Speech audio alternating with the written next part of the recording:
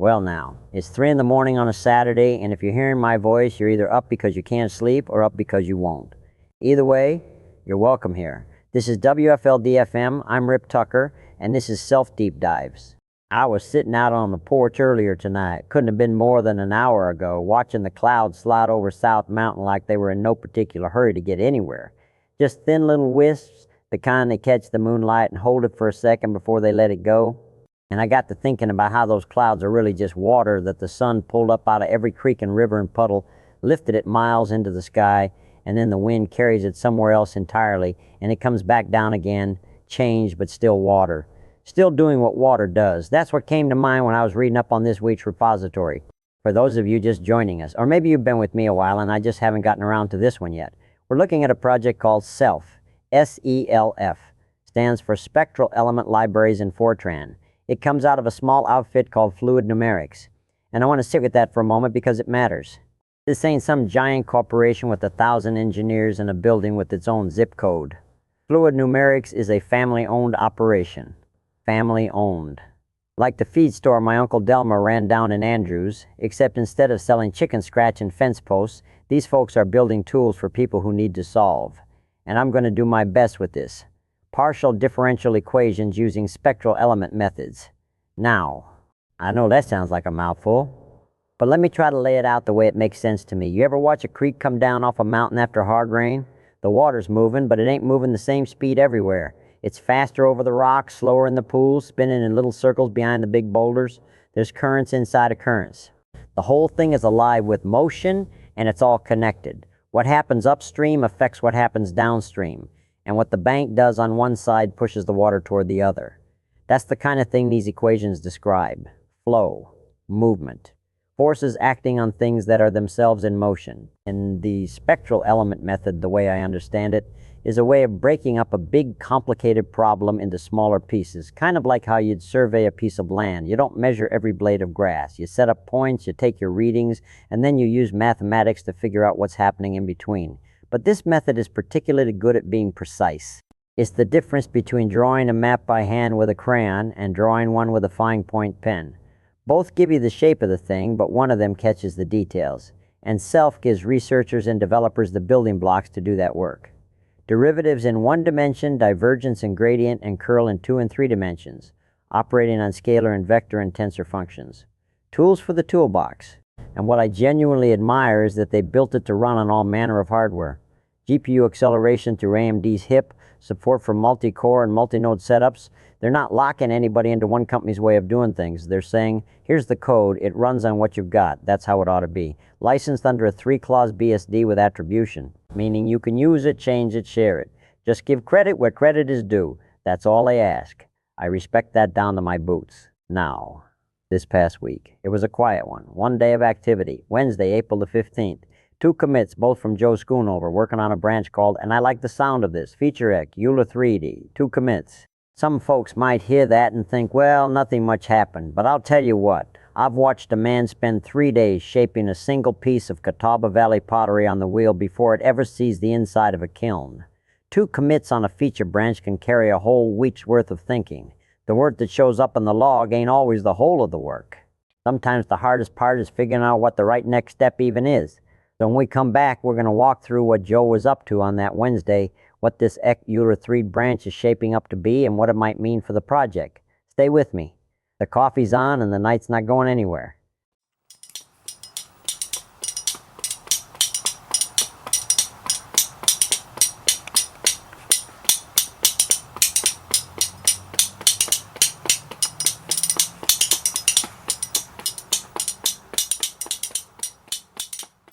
It's 3 in the morning on a Saturday, April the 18th. If you're up right now, you already know why you're up, and I ain't gonna ask. I'm just glad for the company. Let's go back a few days. Wednesday, April the 15th, tax day if you're the kind of person who keeps track of such things. But in the SELF repository, Spectral Element Libraries in Fortran, out of Fluid Numerics, Wednesday was about something else entirely. Something I've been sitting with for a couple days now, turning it over in my mind like a river stone. Joe Schoonover had himself a night. 2 commits, both landing in the small hours. The first one at 12:25 a.m., the second about half an hour later at 12:59. I want you to think about that for a moment. Most of the world is asleep. And this man is building, by hand, piece by piece, a three-dimensional model of how air moves. Let me try to lay this out plain because it deserves that. The first commit, the big one, 953 lines added, nothing removed, introduces what Joe calls an entropy-conserving Euler 3D model with potential temperature formulation. Let me chew on that a second. Entropy-conserving. In the physical world, entropy is the measure of disorder. Things fall apart, heat spreads out. The universe tends toward a kind of quiet chaos. That's just the nature of things, and my grandmother would have told you the same in different words. But when you're simulating the atmosphere on a computer, when you're trying to model how air and heat and pressure dance together in 3 dimensions, you can't just let your numbers drift toward disorder the way the real world does. Your simulation has to conserve certain quantities, or the whole thing falls apart in a way that ain't physical. It just becomes nonsense. So an entropy-conserving scheme is a promise. It says, we will respect the mathematics of this system, and we will not let the computer introduce lies. The equation set Joe's implementing here matches something called FASTEDdy out of NCAR, the National Center for Atmospheric Research. Your conservative variables are density, momentum in 3 directions, and density times potential temperature. Potential temperature, that's a way of talking about heat that accounts for pressure. If you took a parcel of air and moved it up or down without adding or removing any heat, its potential temperature stays the same. It's a quantity that means something physically, and building your model around it is a choice that says, I care about getting this right. He's using the Kennedy-Gruber split-form 2-point volume flux. That's a specific way of computing how quantities move through the mesh, the grid of little elements that tiles your 3-dimensional space. Split form means you write the equations in a particular way that helps maintain those conservation properties I was talking about. It's careful work, deliberate work. And look at the files, 7 files touched. An example program, a thermal bubble simulation, 142 lines, so you can actually see the thing working, watch a bubble of warm air rise through a cooler atmosphere. 2 test files, a hydrostatic balance test and a motionless test. That matters. That tells you Joe isn't just building something and hoping it works. He's building the proof alongside the thing itself. The hydrostatic balance test checks that the atmosphere can just sit there in equilibrium, not moving, not drifting, just balanced, the way a still morning in the mountains is balanced before the sun hits the ridgeline and the thermals start. That sounds simple, but it ain't. A lot of numerical schemes will introduce little whispers of motion where there shouldn't be any, like a creek that starts flowing for no reason. These tests are Joe saying, no, this holds. Taking everything from that first commit and moving it onto the graphics card, onto the accelerator hardware so it can run fast, real fast. He's got the no normal flow boundary condition with velocity reflection on device. The Lax-Friedrichs-Riemann boundary flux with the nonlinear equation of state on device. The Kennedy-Gruber volume flux with metric projection on device. The gravitational source term on device. The whole model, living on the GPU, not shuttling data back and forth across that bus like a man driving to town for every little thing when he could just keep what he needs in the root cellar. 2 commits, one night.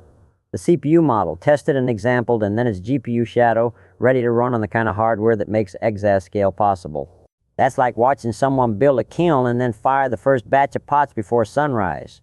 Raw material in, something transformed out, and the process itself is where the magic lives.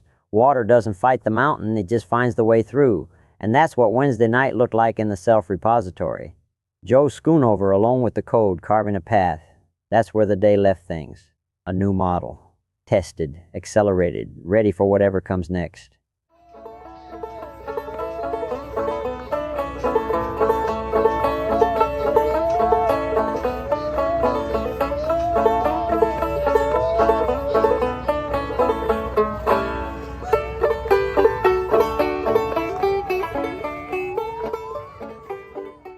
This got me thinking about something, conservation laws.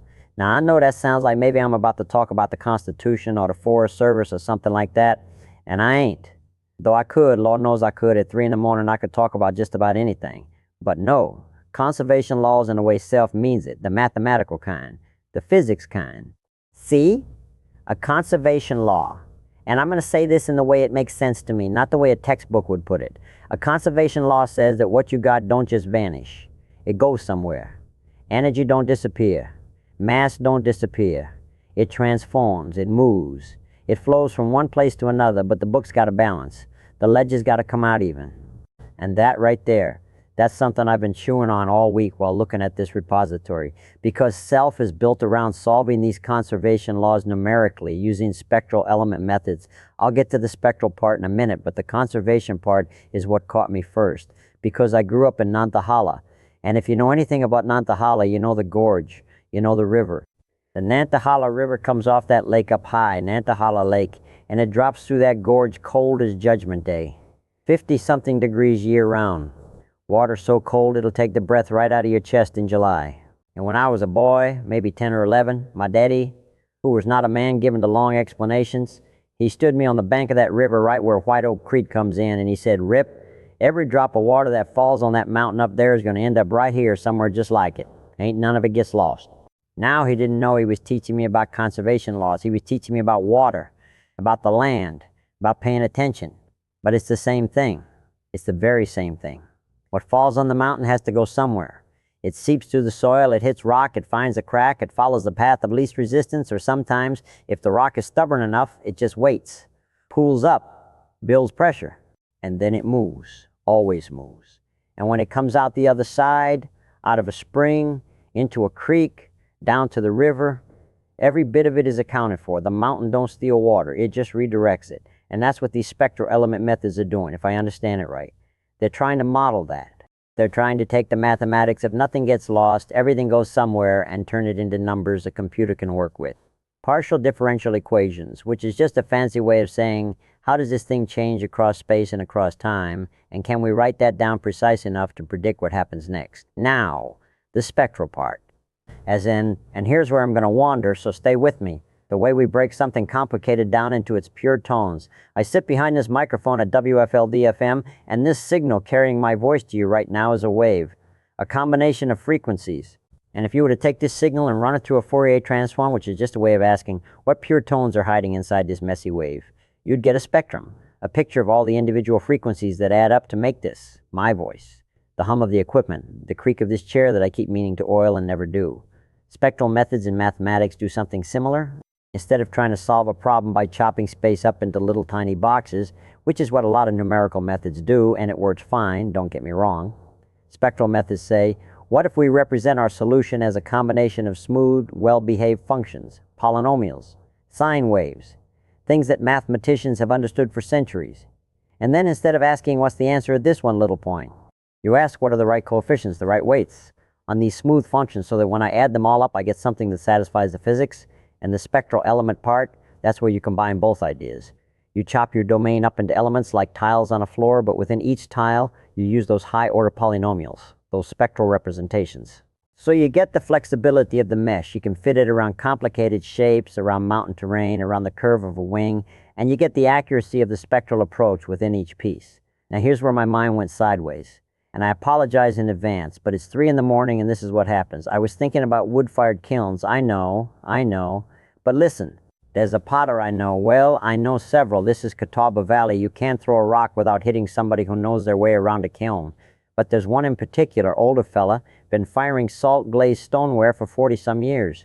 I was at his place last fall watching him load a kiln, a groundhog kiln. Long, low, built into the slope of a hill so the heat draws natural, like a chimney laid on its side. And he was placing the pots with the kind of deliberation that a surgeon would recognize. Every pot in a specific spot. Because the heat in a groundhog kiln don't distribute even. It flows. It moves through the kiln like a fluid, like water through a gorge. There are hot spots and cool spots, and the way the flame wraps around the pots, the way the ash settles, the way the salt vapor finds surfaces to land on, all of that is governed by the same physics that self is built to model. Conservation of energy, conservation of mass, the flow of heat, the movement of gases. And that old potter, he don't know spectral element methods from a hole in the ground. But he knows, from 40 years of firing, where the hot spots are. He knows that if he puts a certain pot in a certain place, the flame's going to lick around it just so, and the glaze is going to break in a way that you couldn't plan if you had a supercomputer.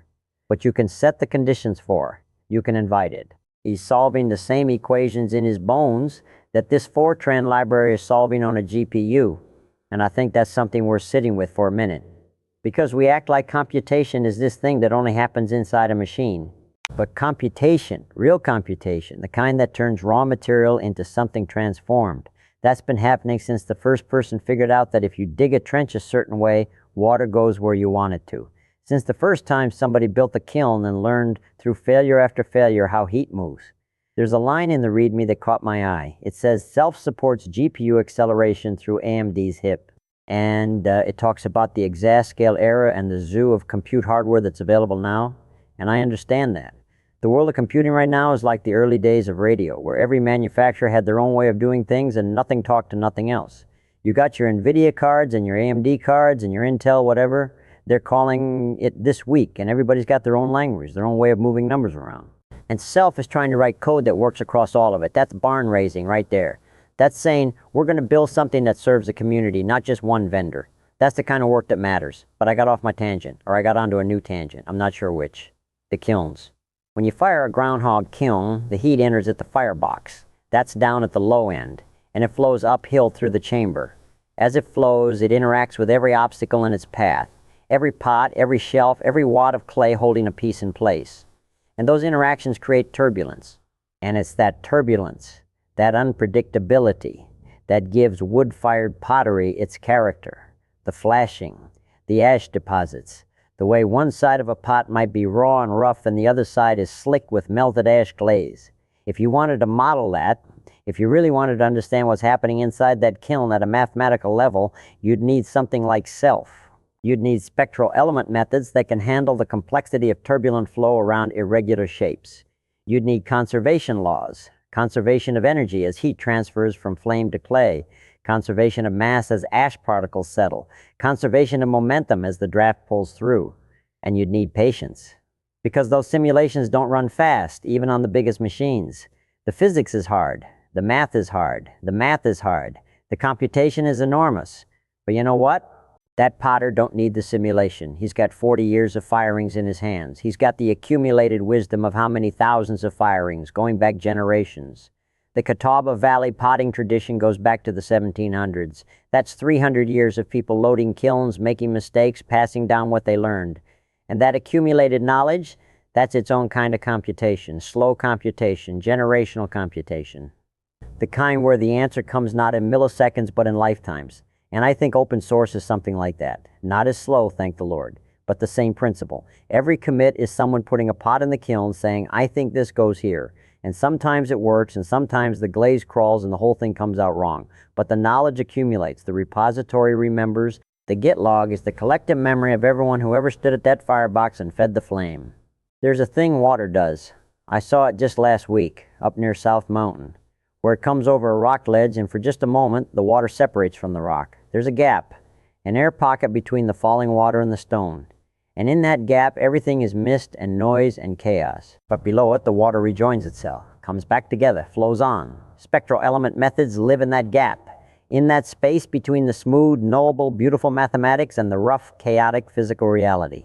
They're trying to bridge it, trying to take the clean equations, the conservation laws that say everything balances, and make them work in a world full of turbulence and irregular boundaries and messy, complicated geometry.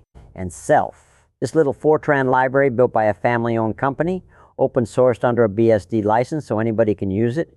SCELF is the tool they've built to do that bridging, to take the spectral decomposition and the element discretization and the GPU acceleration and stitch it all together into something that can model how fluids move, how heat flows, how the world conserves what it's got and just keeps redistributing it. You know, I think about redistribution a lot, not in a political sense, though Lord knows there's a conversation to be had there, but in the physical sense, the way a mountain doesn't hold onto its rock forever, the way erosion moves sediment grain by grain down to the valley, the way a thunderstorm picks up water from the Gulf and carries it 500 miles and drops it on Nantahala, and that water runs down through the gorge and eventually makes it back to the ocean to start the whole thing over. Nothing gets created, nothing gets destroyed, it all just moves. Conservation laws. My daddy was right. Every drop is accounted for. And somewhere tonight, on some machine I'll never see, Self is running. Some graduate student or some engineer or some curious soul is using this library to model something flowing. Air over a surface, heat through a medium, water through a channel. And the math is honoring the same truth my daddy taught me on the bank of that river. What falls on the mountain has to go somewhere. The books have to balance. The ledger comes out even. That's the deep beauty of conservation laws. And that's the deep beauty of a library like Self that takes those laws seriously enough to solve them right. Not approximately, not close enough, right, with spectral accuracy, with the kind of precision that a good potter has when he places a bowl just so in the path of the flame, knowing what fire and time and earth will do. All right. The clouds are probably moving outside, and I'm in here talking to the night shift and the insomniacs about Fortran and pottery and river water. Wouldn't have it any other way. Well now, it's coming up on 3 in the morning here at WFLD-FM, and outside the window the sky's got that particular darkness to it. The kind where you can't tell where the mountains end and the heavens begin. Good time to sit with what we've been looking at this week. This was our deep dive into the self-repository. That's Fluid Numerics work, their computational fluid dynamics library. And I want to be honest with y'all tonight, the way I always try to be. This was a quiet week. 2 commits on Wednesday. That's what we had to work with. Some folks might hear that and think, well, that's not much of a story. But I'd push back on that. You ever watch a creek in the dry season? Water's still moving, still finding its way downhill. It ain't dramatic, no flash floods, no whitewater, but the work of shaping that channel continues just the same. That's what a week like this tells me. The project is alive. Somebody showed up. Somebody put their hands on it. Now, Wednesday's commits, they were the kind of work that don't make headlines but holds everything together. The sort of thing where somebody's in the code base tending to it. Like checking the mortar between stones in a wall your granddaddy built. You don't get a parade for that. But if you don't do it, one spring the whole thing shifts and you've got a problem. What I kept coming back to this week, and maybe it's the hour talking, maybe it's just how my mind works at 3 a.m., is the idea that a repository tells you something about the season a project is in. And self right now, it feels like it's in a season of steadiness. Not dormant, not frantic, just deliberate. Like somebody who knows where they're headed and ain't in a rush to get there because the work itself matters more than the arrival. That's something I respect deeply. Fluid Numerics is doing the kind of work that most people will never see or think about. Modeling how fluids move, how forces interact, the mathematics of the physical world translated into something a machine can reason about. When you think about it that way, every commit to that repository is somebody trying to get closer to truth, trying to make the model match the world a little more faithfully. That's not so different from what a potter does at the wheel, shaving off a little here, pressing in a little there, trying to get the shape that's already in their mind to come through in the clay. So to whoever made those 2 commits on Wednesday, and you know who you are, I see you. The work counts. A quiet week ain't an empty week. It's a week where the foundation held and somebody made sure of it. That's the arc of this one, friends. Not every week is a barn raising. Some weeks you're just oiling the hinges and sweeping the floor. And the building stands because of both. This has been Self-Deep Dives here on WFLD-FM. I'm Ripp Tucker. The clouds are supposed to break by morning. Might get some of that good mountain light coming through the valley around 7 or so. If you're up to see it, I hope you are. If you're listening at this hour, I hope whatever's keeping you awake is worth being awake for. And if it ain't, well, the morning's coming regardless. It always does. We'll be back next week to see what the river carries downstream. Y'all take care of each other. Good night.